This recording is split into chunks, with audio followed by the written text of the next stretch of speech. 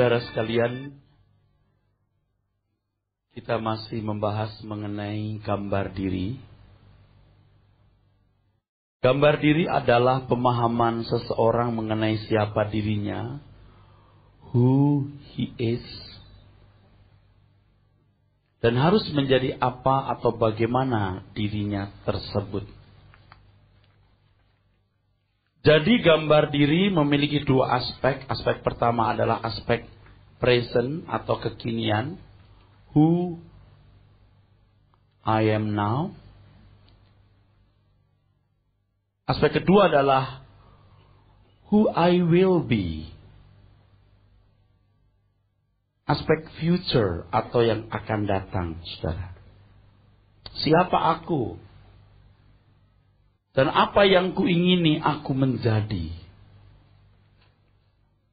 Saudara sekalian, keselamatan dalam Yesus Kristus pada intinya adalah usaha Tuhan untuk mengembalikan kita kepada rancangannya. Usaha Tuhan untuk mengembalikan kita kepada gambarnya. Jadi bicara mengenai gambar diri ini, saudara, ini hal yang sangat penting. Ini jantung keselamatan, inti keselamatan. Oleh sebab itu, saudara-saudaraku sekalian, fokus kita harus jelas bahwa kekristenan ini adalah usaha Tuhan untuk mengembalikan kita kepada rancangannya. 70 tahun umur hidup kita, itu proses menjadikan kita pribadi seperti yang Tuhan kehendaki. Oleh sebab itu, betapa mahalnya durasi waktu kita, betapa mahalnya hora yang kita miliki, betapa pentingnya waktu, kronos, urut-urutan, peristiwa, kejadian, pengalaman hidup yang kita jalani, dan betapa berharganya kairos atau momentum yang Tuhan izinkan kita alami di dalam kehidupan. Membangun gambar diri ini membutuhkan perjuangan, saudara. Seiring dengan pertanyaan orang yang berkata, sedikit sajakah orang yang diselamatkan? Tuhan menjawab, berjuanglah. Tuhan menjawab, berjuanglah. Jadi harus ada perjuangan. Dan ini harus dihayati, dialami, sebagai perjuangan yang paling berat. Jadi kalau ada hal lain yang kita anggap sebagai perjuangan lebih berat dari itu, maka hal itu merupakan berhala. Pastikan itu berhala. Perjuangan mengerjakan keselamatan dengan takut dan gentar, yaitu bagaimana menerima penggarapan Tuhan untuk mengembalikan kita menjadi manusia seperti rancangannya, itu perjuangan yang paling berat. Jadi kalau ada perjuangan lain yang dianggap lebih berat dari ini, itu pasti berhala. Apakah itu masalah keluarga, itu berarti pasangan hidup, anak, dan lain sebagainya berhala. Apakah itu masalah ekonomi, berarti uang, harta, itu berhalamu. Apakah itu masalah karir? Maka karir itu menjadi berhalamu. Kita membaca Filipi pasal 2 ayat 12. Kerjakan keselamatanmu dengan takut dan gentar. Filipi 2 ayat 12. Hai saudara-saudaraku yang kekasih, kamu senantiasa taat. Karena itu tetaplah kerjakan keselamatanmu dengan takut dan gentar, bukan saja seperti waktu aku masih hadir, tetapi terlebih pula sekarang waktu aku tidak hadir. Kerjakan keselamatanmu. Harus baca ayat sebelumnya supaya tahu. Apa isi mengerjakan keselamatan itu? Ayat 5. Filipi 2 ayat 5. Hendaklah kamu dalam hidupmu bersama menaruh pikiran dan perasaan yang terdapat juga dalam Kristus Yesus. Nah, itu proyeksinya, saudara. Proyeksinya. Kerjakan keselamatanmu dengan takut dan gentar. Proyeksinya adalah memiliki pikiran dan perasaan Kristus. Kalau boleh saya gambarkan, saudara. Kalau saya boleh gambarkan karakter Kristus itu sebagai lingkaran atau bulat. Bentuk kita itu tidak jelas. Bagaimana bisa menjadi bulat selama 70 tahun? Ini horanya. Durasinya 70 tahun. Nah, selama 70 tahun itu ada peristiwa-peristiwa yang Tuhan izinkan terjadi. Ini momentum-momentum. Sampai seseorang terbentuk menjadi bentuk bulat. Ini proyeksinya. Jadi makin hari itu makin sempurna. Kalau pakai gambaran lain yang juga sering saya gunakan, saudara, anggaplah ya, ini target kita sempurna. Ini buah-buah roh. Saudara bertobat usia 20 tahun. Ini meninggal usia 80 tahun. Ketika Anda usia 70, 60, 50, 40, 30.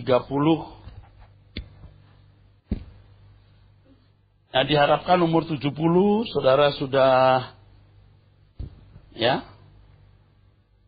Sekarang usia Anda berapa? Misalnya 60.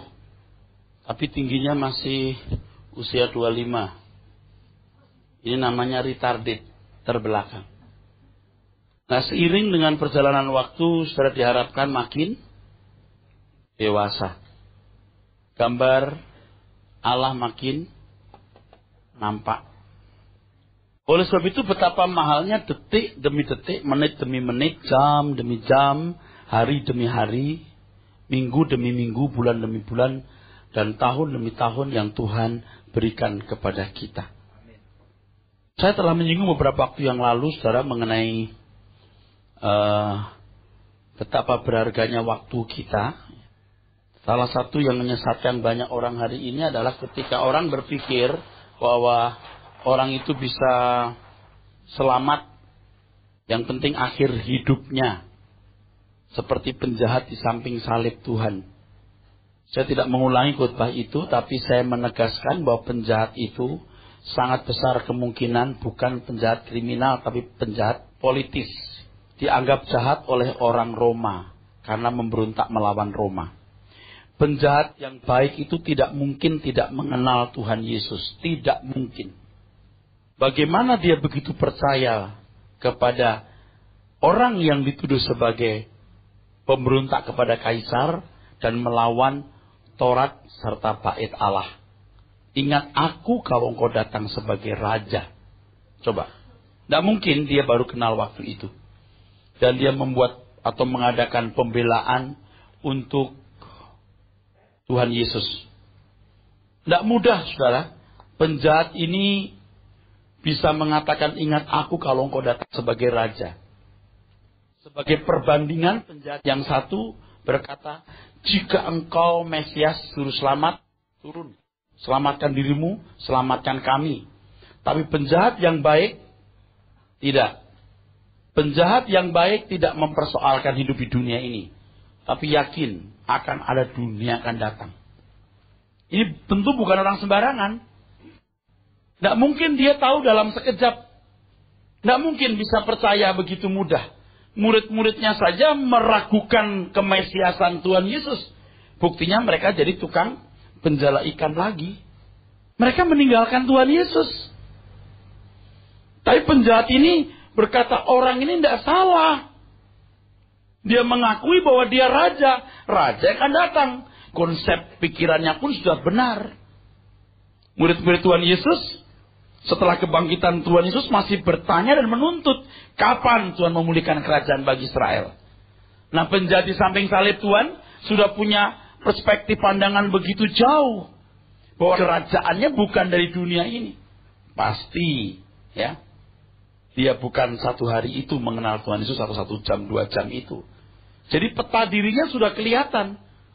Peta diri, ya, gambar diri penjahat yang baik ini sudah kelihatan. Dia membela Tuhan Yesus.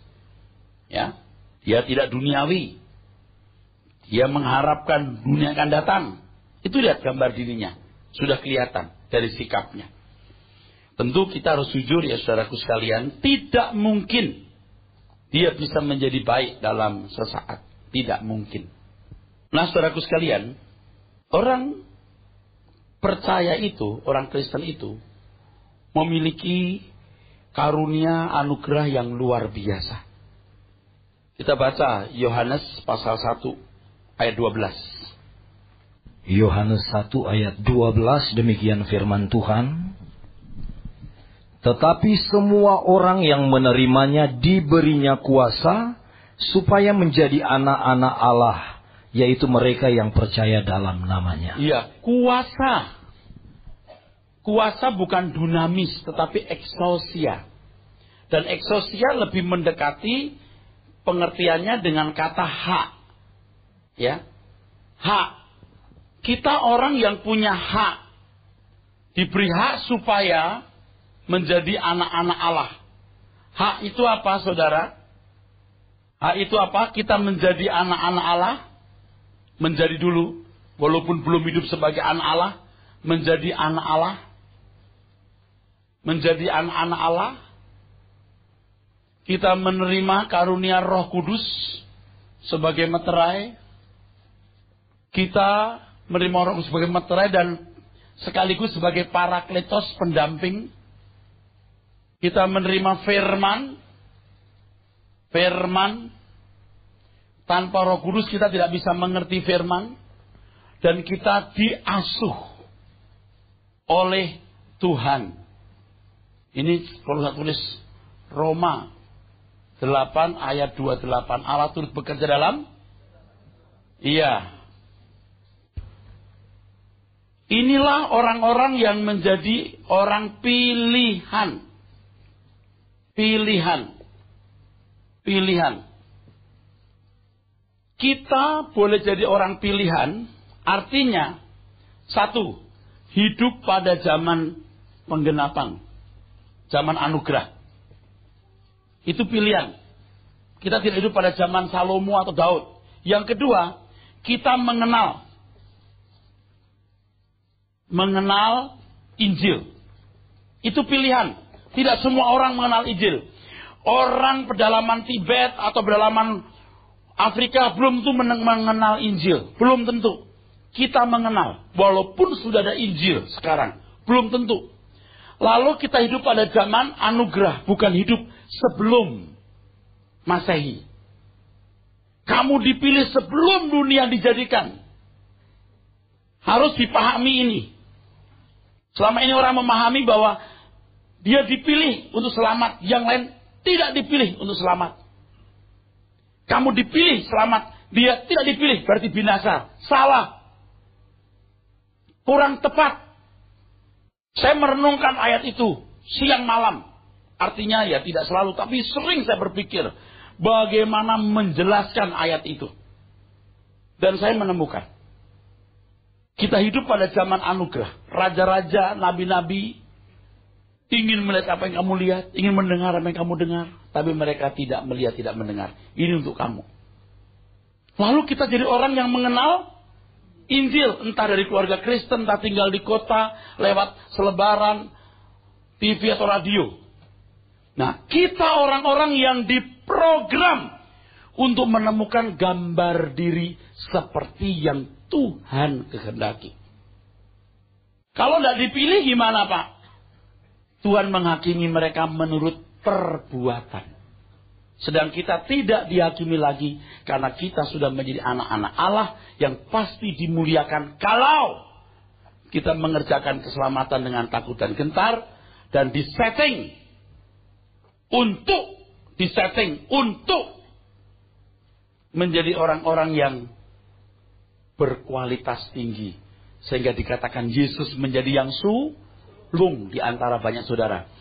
Yesus menjadi yang sulung, kita dihisapkan berkualitas seperti Yesus. Makanya kamu harus sempurna seperti Bapa. Bukan seperti Yesus, seperti Bapa. Memiliki pikiran perasaan Kristus. Nah, kalau Tuhan telah memberikan kepada kita anugerah untuk ini, kita tidak boleh sia-siakan, saudaraku. Kita adalah makhluk yang diberi kemampuan untuk merubah diri dan merubah lingkungan kita. Oke? Manusia yang jatuh dalam dosa itu manusia yang tidak berpotensi untuk mengenal dirinya dan merubah dirinya, ya, menjadi seperti yang Tuhan kehendaki. Ini sebagai perbandingan supaya saudara bisa mengerti betapa luar biasa pengertian hak itu. Betapa luar biasanya pengertian hak itu. Begini, saudara. Saudara tidak boleh cupek atau pendek atau sempit berpikir. Seolah-olah hanya orang Kristen yang bisa baik. Bukalah matamu, bukalah pikiranmu dan jujurlah. Bahwa banyak orang non-Kristen pun bisa jadi baik. Begini. Kalau ini roh, ini tubuh. Pertemuan antara roh dan tubuh ada jiwa. Jiwa itu sebenarnya memuat mangkok-mangkok yang bisa dimuati pikiran, perasaan, dan kehendak. Dan jiwa ini ada dalam kehidupan individu atau seseorang seiring dengan pertemuan antara tubuh dan roh. Jadi ketika bayi lahir, punya tubuh, punya roh, betul? Tapi jiwanya belum lengkap. Kesadarannya belum lengkap. Saya bisa mengerti pernyataan John Locke yang memiliki teori tabula rasa bahwa jiwa anak-anak seperti kertas putih. Ya, saya bisa mengerti walaupun tidak setuju 100%. Jadi anak manusia begitu lahir, saudara sekalian, dia sudah mewarisi gen dari orang tua. Gen dari orang tua. Lewat daging, ya. Kalau kita tahu, ya, yang namanya kromosom yang membawa watak karakter orang tua turun ke anak. Ini dagingnya, tubuhnya. Ya, ini artinya daging kita mewarisi apa yang diberikan orang tua. Lalu, bagaimana warna jiwa tergantung dari lingkungan. Apa yang dia lihat, apa yang dia dengar, ini yang mewarnai jiwa. Jiwa manusia inilah, saudara, yang menentukan seluruh gerak kehidupan. Kualitas kelakuan perbuatan orang itu ditentukan oleh kualitas jiwanya. Nah, bagaimana warna jiwa tergantung dari input. Yang pertama dari warisan. Yang kedua dari lingkungan. Lingkungan pendidikan, keluarga. Siapa Anda hari ini adalah siapa orang tua Anda dan masa lalu Anda. Kalau orang tua berkata, nak, sukses itu begini. Nanti berhasil ya jadi orang. Nanti jadi orang yang sukses ya, nak. Nah, ini udah diajar. Ini kupingnya, saudara. Ini mata. Oke? Ini yang mewarnai jiwa. Ini seperti kertas putih.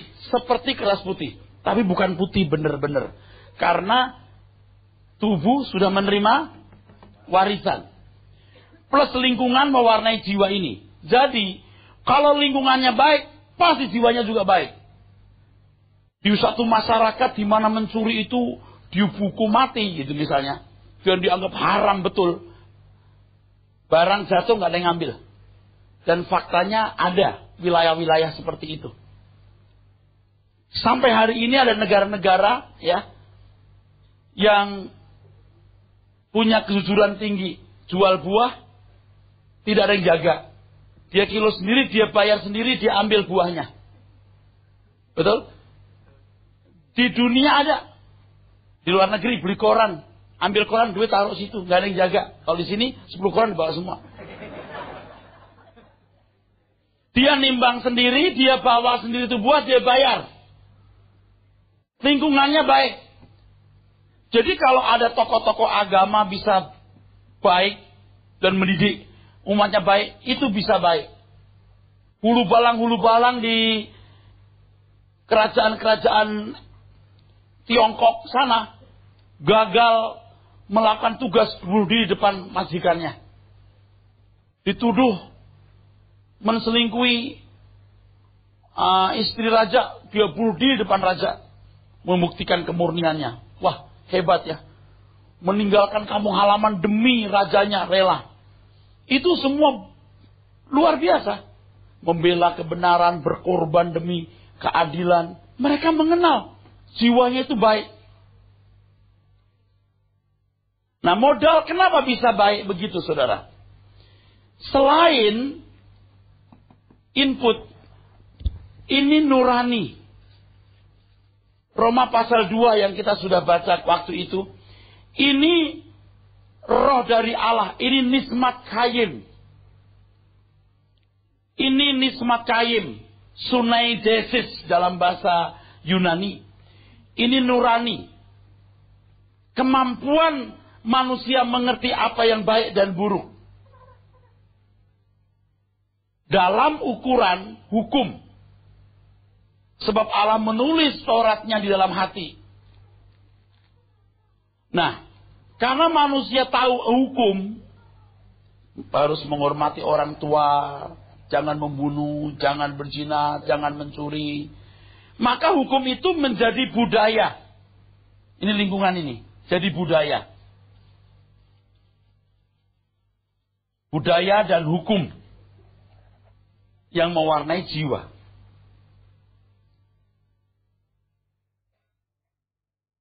Nah, saudaraku sekalian, suatu hari nanti orang akan dihakimi menurut perbuatan kalau tidak mendengar Injil. Jadi tidak bisa dihakimi menurut iman. Dihakimi menurut perbuatan. Tetapi penghakiman itu sendiri bisa dilakukan karena ada apa? Salib. Jadi Tuhan Yesus mati untuk semua orang, termasuk untuk orang-orang yang tidak pernah mengenal Dia. Supaya penghakiman bisa dilakukan. Kalau tidak ada salib, tidak ada penghakiman. Maka di Roma pasal 2 dikatakan semua akan dihakimi. Sesuai dengan Injil yang kuberitakan. Kok Injil? Ya, sebab dengan salib maka ada penghakiman. Tidak ada salib, tidak ada penghakiman.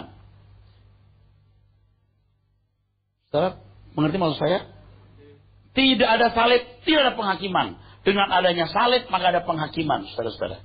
Nah, ini harus dipahami. Nah, kelahiran baru, kita punya hak sebagai anak Allah. Yang menerimanya diberi kuasa, supaya menjadi anak-anak Allah. Bagaimana? Tadi telah kita lihat, yang pertama jadi anak Allah. Kita pasti diprotek. Jangan khawatir, kita pasti diprotek. Lalu kita menerima Roh Kudus. Roh Kudus inilah yang membuka pikiran kita mengerti firman.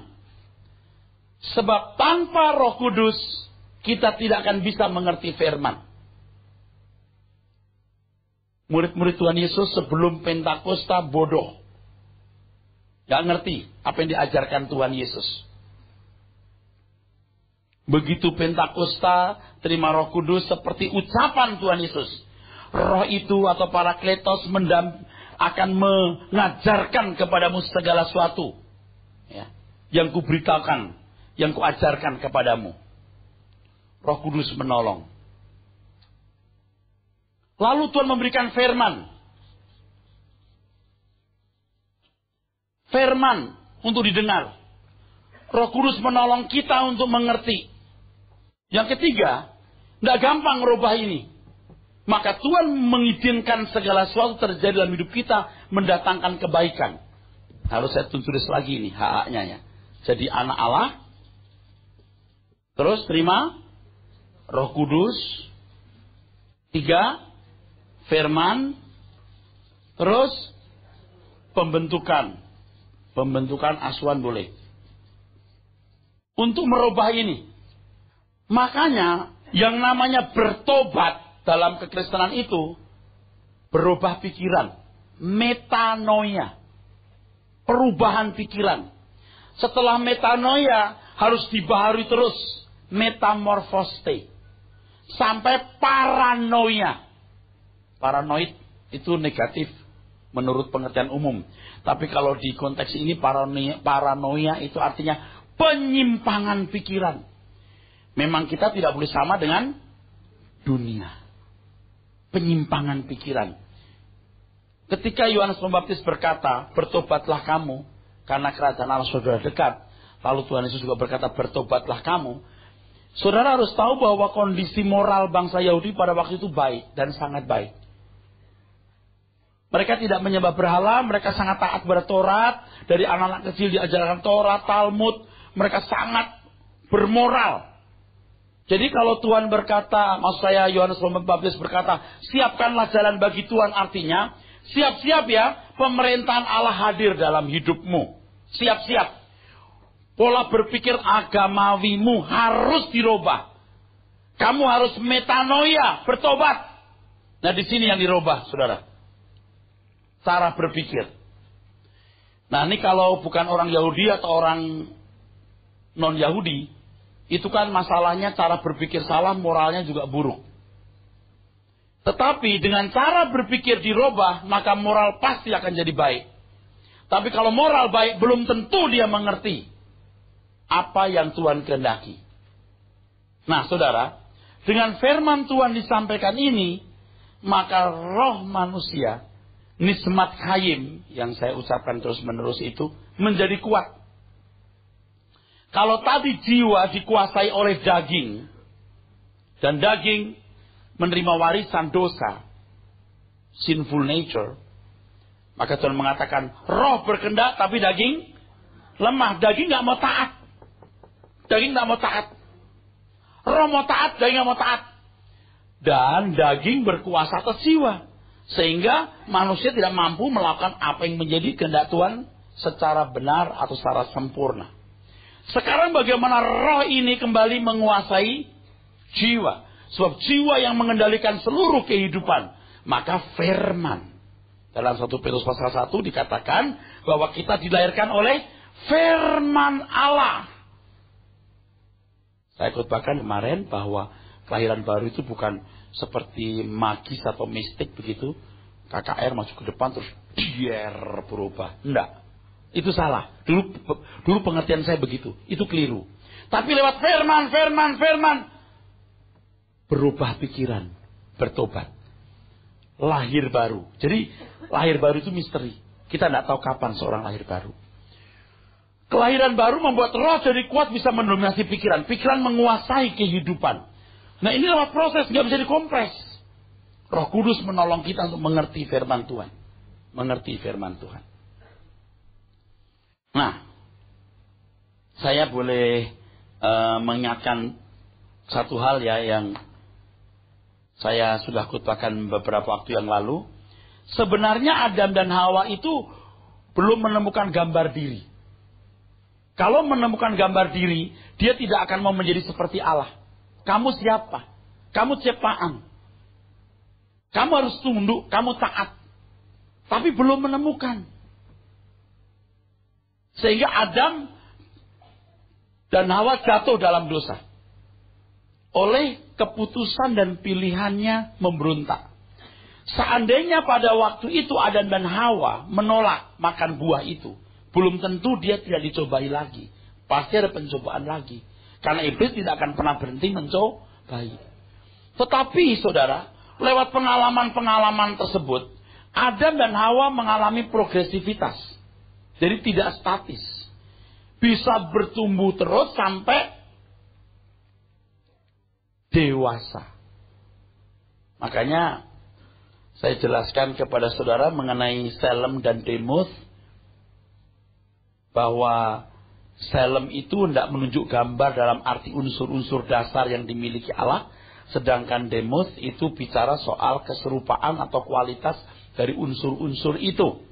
Jadi manusia punya Selem. punya unsur-unsur seperti yang Tuhan miliki, yaitu punya pikiran, perasaan, kehendak, kekekalan, dan hakikat kerja. Nah, keserupaan itu unsur kualitas dari unsur-unsur itu. Keserupaan harus dikembangkan terus. Jadi ada progresivitas. Tidak mungkin Tuhan menciptakan Adam dalam kondisi kalah sama iblis. Minimal pasti seimbang. Pasti seimbang. Kalau sampai jatuh, jangan Anda pikir Tuhan merancang jatuh. Enggak mungkin. Kalau berlatih terus dari ketaatan, tidak makan buah itu. Oh, cuma itu kok. Banyak buah kok.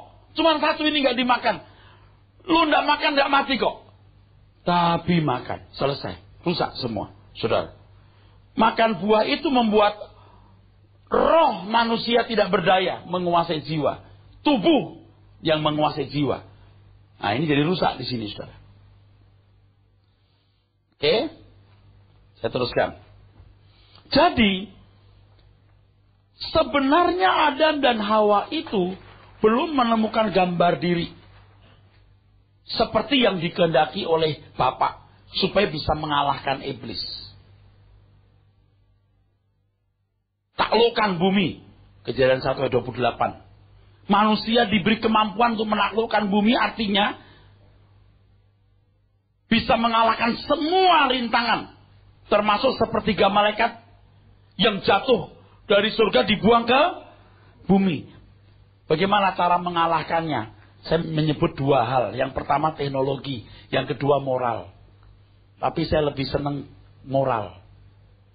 Saudara ingat ketika ada pertemuan anak-anak Allah di surga, zaman Ayub, iblis hadir juga di situ kan?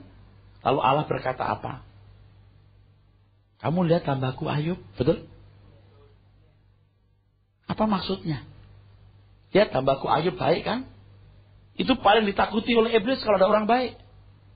Nah, pertanyaannya nanti begini. Kalau sudah baik, moral baik, bisa mengungguli seperti Bapak, lalu gimana? Nah, di situ kekalahan iblis mestinya di situ taruhnya. Pasti bukan kebetulan kalau Tuhan berkata, kamu lihat hambaku Ayub. Apakah hanya untuk kesombongan atau kebanggaan?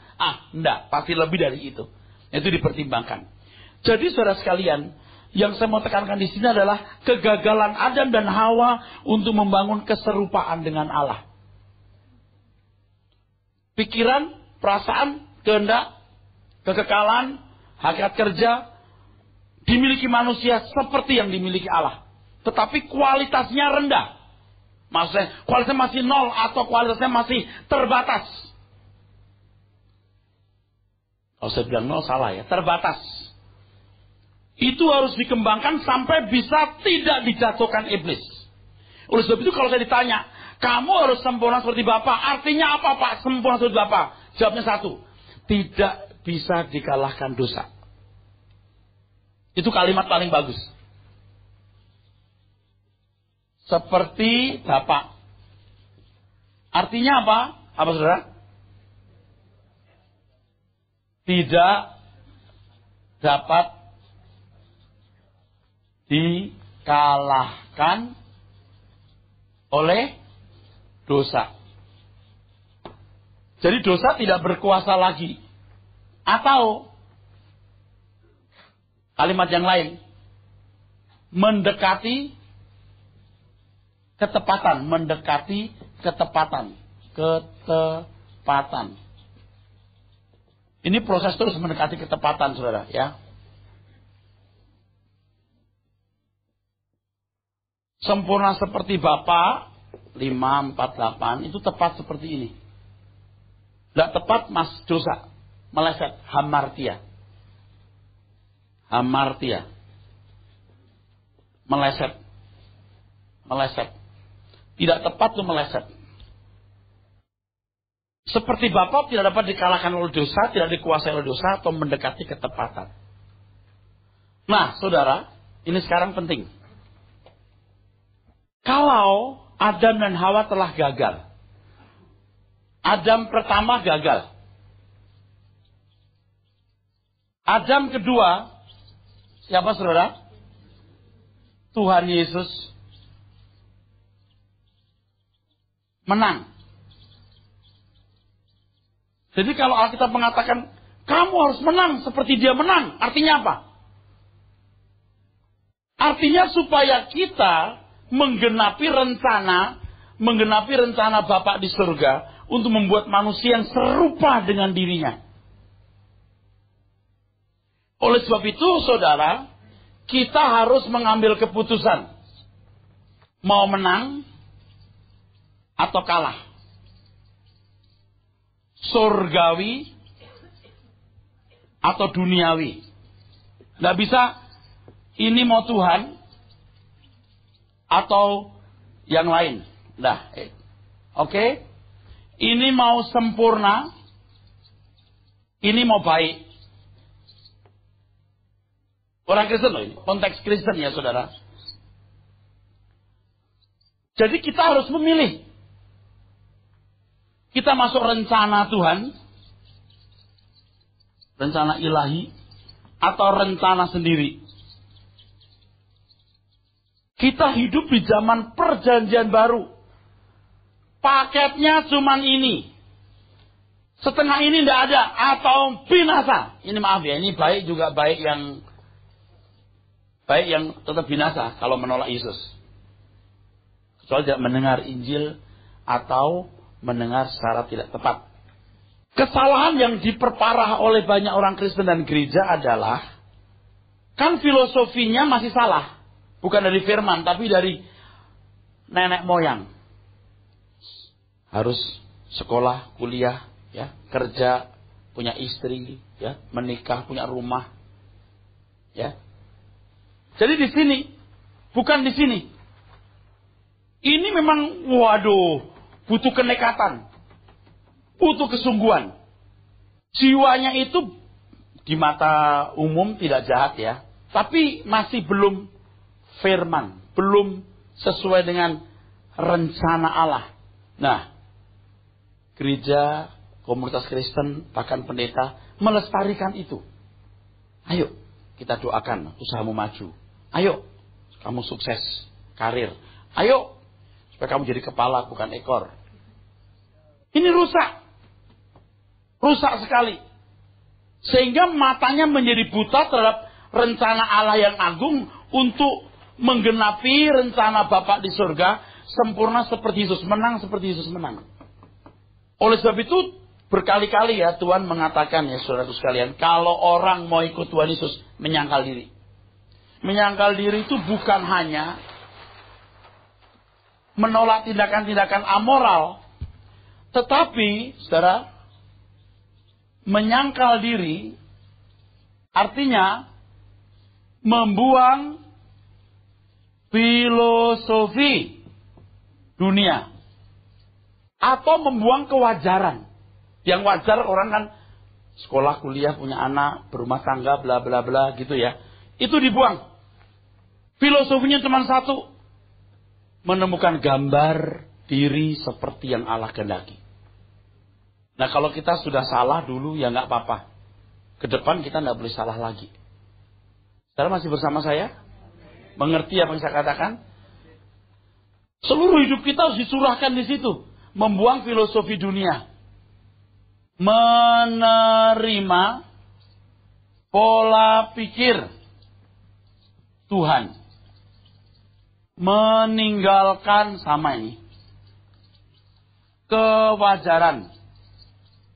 Jadi gak wajar. Sebab bertobat itu, ingat apa tadi bertobat? Metanoia. Metanoia. Lalu metamorfoste. Metamorfoste. Roma 12. Lalu jadi paranoia. Penyimpangan pikiran. Tidak sama seperti dunia lagi. Baru orang menemukan gambar diri. Ya kan ceramah-ceramah yang kita dengar selama ini, kalau orang minder, orang tidak percaya diri, rusak gambar dirinya. Maka harus dipulihkan kepercayaan dirinya itu, tidak minder. Biar dia percaya diri, biarpun dia tidak minder, kalau tidak kembali kepada gambar Allah, tetap dia tidak menemukan. Jadi krisis gambar diri itu jangan dipahami bahwa manusia pernah menemukan gambar diri, lalu sekarang hilang. Bukan. memang belum pernah punya. Memang belum pernah punya. Kalau dikatakan krisis bisa berarti begini loh saudaraku. Kalau dikatakan krisis itu bisa berarti bahwa kita belum mencapai target yang Tuhan kehendaki, sementara waktu yang disediakan sudah makin sempit. Jadi krisis. Nah, manusia sedang mengalami krisis gambar diri. Konsep gambar diri seseorang dibangun dari apa yang dilihat, didengar, dialami sejak masa kanak-kanak. Padahal apa yang dilihat, didengar, dialami belum tentu membawanya kepada gambar diri yang dikehendaki Tuhan. Pada umumnya tidak. Ternyata bukan hanya pengalaman yang menyakitkan atau yang negatif yang dapat merusak gambar diri. Tapi pengalaman hidup yang serba nikmat, nyaman pun yang dianggap positif dapat memicu rusaknya gambar diri. Justru kadang-kadang kalau orang itu kaya terus, terhormat terus, lebih susah diubahkan. Itu jadi penyebab utama rusaknya gambar diri. Bukan karena miskin, tertindas, belum tentu. Tapi ceramah-ceramah yang kita dengar selama ini, kalau orang tertindas dari kecil, mengalami pelecehan seksual, misalnya mengalami pelecehan hak-haknya, wah gambar dirinya rusak. Terhormat, nyaman, tidak pernah punya pengalaman buruk, itu juga tidak kalah dahsyatnya kerusakannya. Kesalahan beberapa gereja selama ini adalah tidak bermaksud membongkar konsep-konsep mengenai kehidupan yang telah dipahami oleh jemaat mengenai gambar dirinya yang diserap salah oleh lingkungannya. Malah sebaliknya gereja berusaha membantu mewujudkan apa yang dipahami sebagai keberhasilan, kemenangan hidup, hidup berkelimpahan, diberkati. Jemaat dilatih untuk mengembangkan self-esteem. Ngerti? Ini begini nih yang diberkati. Sukses, berhasil. Sesat. Dulu saya cuma bilang salah. Enggak. Sekarang saya bilang setan. Itu tidak membawa orang kepada rencana Tuhan. Jemaat bukan semakin menemukan gambar dirinya, tapi semakin jauh dari peta gambar diri yang Tuhan kehendaki. Mengerti saudara? Jadi menemukan gambar diri harus menyangkal diri. Nah, ini saudara, kalau kita mau ikuti rencana Tuhan ya, menemukan gambar diri ya, ini harus melepaskan segala sesuatu. Lukas 14 ayat 33. Ini harus melepaskan semua. Ibrani pasal 12 ayat yang pertama. Beban dan dosa ditanggalkan. Kalau mau ke sini, you masih punya ini. Nggak bisa. Sambil menyelam minum air lapar, ikut Tuhan sungguh-sungguh tak diberkati. Nggak bisa. Diberkati pun dalam rangka kita supaya bisa lancar masuk ke rencana Tuhan. Coba bayangkan betapa rusaknya kalau saya sebagai pendeta berkata, saya doakan saudara sekalian diberkati Tuhan. Tuhan melimpahi berkat rumah tangga, bahagia, punya rumah, punya mobil. Oh, kamu jadi kepala bukan ekor, sukses. Tuhan beri kemenangan, nyatakan kemuliaannya. Kemana? Soalnya ke sini. Kalau mau ke sini harus mengenal Tuhan Yesus. Sempurna. Matius 5 ayat 48. 3,5 tahun Tuhan mengajar. Injil itu kuasa Allah. Itu bom itu. Kalau pikiran dikasih Injil, rohnya kuat, nismat kainnya kuat, jiwa diubah, baru dia diperbaharui. Punya Yesus, tidak punya ajarannya, tidak punya Yesus berarti. Kalau punya ajarannya, pasti punya Yesus. Tapi kalau punya Tuhan Yesus, oh punya Tuhan Yesus, tapi tidak punya ajarannya, berarti tidak punya Tuhan Yesus. Kalau hanya punya Tuhan Yesus, Tuhan datang aja 2 minggu. Percaya, aku mati di kayu salib, ya udah ya, udah bye. Tidak ada lahir baru itu. Tidak ada pertobatan. Tidak ada pemulihan gambar Allah. Karena tools, alat, ukuran, parameter untuk menjadi serupa Allah itu Injil. Untuk punya iman yang benar, Injil. Iman datang dari pendengaran, pendengaran oleh firman Yesus. Kalau ke rencana Allah, ini harus menanggalkan segala sesuatu. Filosofi yang lama harus ditinggal. Cari dahulu keajaran Allah dan kebenarannya. Sebelumnya Tuhan berkata, jangan kumpulkan harta di bumi. Kamu gak bisa mengabdi kepada dua Tuhan. Gak usah khawatir soal makan minum. Jangan kasih murah. Harga murah. Keselamatan bukan suatu yang mudah, saudaraku. Nah, gambar diri itu dua jenis. Gambar diri secara umum dan gambar diri secara khusus. Gambar diri secara umum itu polanya Tuhan Yesus. Dalam Injil yang tertulis. Dalam Injil yang tertulis. Petanya sama kita. Tetapi ada gambar diri secara khusus. Polanya pribadi. Yang tahu hanya Tuhan. Dan saudara kita secara bertahap. Anda pernah berpikir enggak bahwa di seluruh jagat raya hanya ada satu Vicky Sorongan? Enggak ada Vicky Sorongan yang kedua. Hanya ini. Begitu kreatifnya Tuhan itu. Setiap orang dirancang Tuhan dengan keadaan yang khas, unik, dan luar biasa. Sesuai dengan keberadaannya tersebut. Dan Tuhan memiliki rencana untuk dapat digenapi pada masing-masing individu. Jadi dalam orang memiliki peta diri yang berbeda dengan yang lain. Maka tidak ada dua orang yang sama di seluruh jagat raya ini. Di sini kita belajar dari Injil yang tertulis. Tapi di sini orang harus berhubungan dengan Tuhan secara pribadi. Tuhan mau jadikan apa aku? Kenapa jadi pria? Lahir dari suku ini. Dengan keadaan seperti ini. Anda bisa ngerti maksud saya? Luar biasa. Jadi kalau sekarang kita ke kuburan. Itu banyak keindahan-keindahan yang terkubur di situ dan nggak pernah jadi. Ada lagu-lagu indah yang tidak pernah terkubah. Ada ide-ide cemerlang yang tidak pernah dikemukakan. Ada banyak keindahan yang tidak pernah terwujud. Terkubur bersama manusianya. Sia-sia dia, saudara. Ini gambar diri secara khusus. Secara umum jelas polanya sama Tuhan Yesus. Kalau secara khusus, Vicky Sorongan beda dengan Era Sabdono. Tidak mungkin sama. Jadilah Vicky Sorongan seperti yang dirancang Tuhan. Ya, bukan Vicky Wijaya atau Vicky yang lain. Mama Angke atau Vicky Simanjuntak. Vicky Sorongan. Saudara, ini harus dimengerti. Betapa luar biasa. Bahwa setiap kita, saudara, itu memiliki keunikan yang Tuhan rancang. Sebelum dunia dijadikan. Dan tidak ada manusia yang ditentukan punya keadaan buruk. Tidak ada. Karena Tuhan sempurna, maka setiap individu punya rancangan sempurna.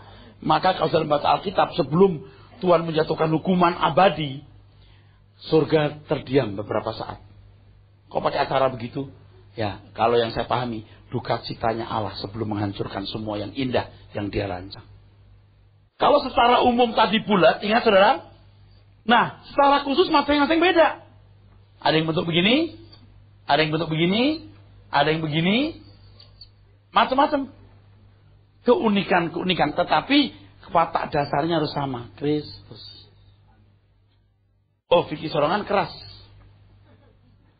Tapi kerasnya bukan keras jahat. Karena Tuhan itu multidimensional. Bisa keras, bisa lembut juga.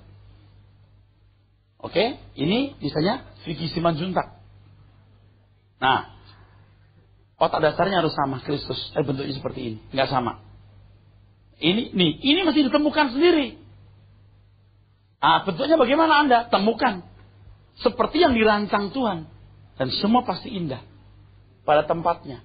Kalau misalnya di satu pekerjaan Tuhan, ini gambar ya Pak ya. Ini jadi kayak pastel gitu ya Pak ya. Anda di sini. Anda punya tempat di sini, bentuk Anda begini. Anda pemain musik, Anda tidak bisa organisasi misalnya. Anda di sini bentuknya di sini, nih. Temukan ini dengan keberadaan Anda yang khusus, talentanya, bakatnya. Anda di sini. Tapi ada yang bentuknya begini Pak. Ini. Nah, gambar diri tidak sederhana. Penjelasan ini jadi tidak sederhana, saudaraku sekalian. Tetapi saya harap dengan penjelasan ini, saudara punya gambaran. Amin.